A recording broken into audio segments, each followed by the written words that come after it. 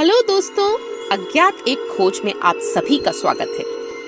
यह चैनल हमारे जैसे समान विचारधारा वाले हिंदुओं के लिए है जो अपने धर्म से जुड़ना चाहते हैं। हमारे प्राचीन ग्रंथों से जुड़ी सच्ची अज्ञात कहानियों को देखना, सुनना और उस पर चर्चा करना चाहते हैं। सदियों से हम सुनते आए हैं, रघुकुल रीत सदा चली आई, प्राण जाए पर वचन न जाई।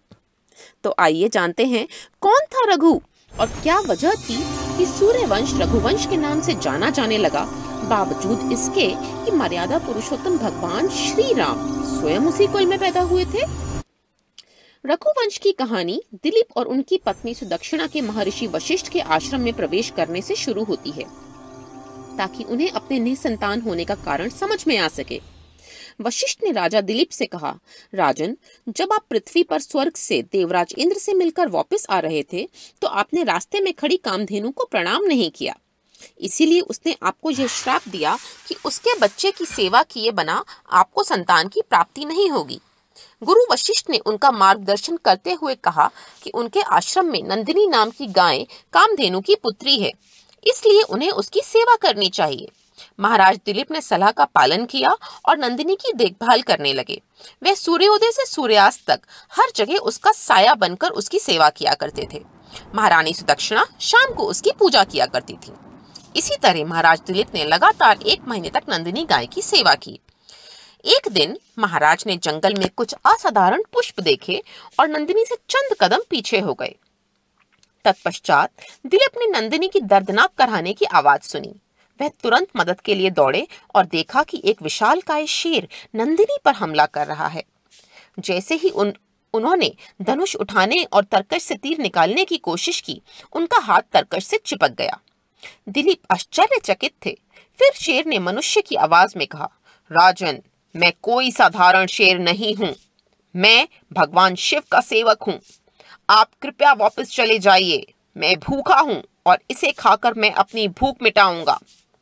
दिलीप ने बड़ी ही विनम्रता के साथ कहा, आप भगवान शिव के सेवक हैं, मैं आपको प्रणाम करता हूँ। कृपया इस गाय को छोड़ दें और अपनी भूख को संतुष्ट करने के लिए मुझे खा लें। शेर ने महाराज को समझाया, लेकिन राजा ने एक ना सुनी। अंत में अपने दोनों हाथ जोड़कर यह सोच के शेर के पास गिर गए कि शेर उन्हें कुछ ही पलों में खा लेगा। उसी दौरान आसमान से फूलों की बारिश होने लगी। तब नंदिनी ने मानवीय आवाज में कहा, महाराज उठिए, यहाँ कोई शेर नहीं है। आपने जो देखा वह सब मेरी माया से ही प्रेरित था। मैं आपकी परीक्षा ले रही थी। मैं आपकी सेवा से बहुत प्रसन्न हूँ। इस घटना के कुछ महीने बाद रानी गर्भवती हुई और उनके घर एक सुंदर पुत्र की प्राप्ति हुई। उन्होंने उसका नाम रघु रखा। रघु अत्यंत रूपवान था। वह जल्द ही युद्ध और कूटनीति की कला और वेदों में भी माहिर हो गया। अपने बेटे को राज्य सौंपने और वन प्रस्थान करने से पहले दिलीप अपने जीवन की अंतिम इच्छा के रूप में 100 अश्वमेध यज्ञ करना चाहते थे। उनसे पहले केवल देवराज इंद्र ने ही यह उपलब्धि पूरी की थी। वह ये बात कभी बर्दाश्त नहीं कर सकते थे कि दिलीप एकमात्र मानव उनकी बराबरी कर सकता है। 100वें यज्ञ के दिन इंद्र आए और यज्ञ का घोड़ा चुराकर इंद्रलोक ले गए। रघु ने नंदिनी की सहायता से इंद्र का देवलोक तक अनुसरण किया और यज्ञ के अश्व को वापस जीतने के लिए भयंकर युद्ध लड़ा। इंद्र उसके लड़ने के पराक्रम से इतने प्रभावित हुए कि उन्होंने उस घोड़े के अलावा कुछ भी देने की पेशकश की। पर रघु ने बहुत बुद्धिमानी से इंद्र से अनुरोध किया कि वे अपने पिता को 100 अश्वमेध यज्ञ पूर्ण करने का पुण्य प्रदान करवाना चाहते हैं। इस तरह इंद्र को रघु की बुद्धिमानी के आगे नतमस्तक होना पड़ा। कुछ वर्ष पश्चात अपने गुरु वशिष्ठ के निर्देश पर रघु ने विश्वजीत यज्ञ का आयोजन किया और अपनी पूरी धन संपदा को दान स्वरूप दे दिया। यज्ञ पूरा होने के बाद जब सारी दौलत दी जा चुकी थी तो ऋषि वर्तंतु के शिष्य ऋषि कौत्स्य वहां आए और रघु ने उनका मिट्टी के बर्तन में भोजन परोसकर स्वागत किया। ऋषि कौत्स्य रघु की अपार संपत्ति से परिचित थे, साथ ही उनकी दानी प्रवृत्ति से भी। लेकिन रघु की वर्तमान दशा को देखकर वे अपनी इच्छा प्रकट करने में संकोच कर रहे थे।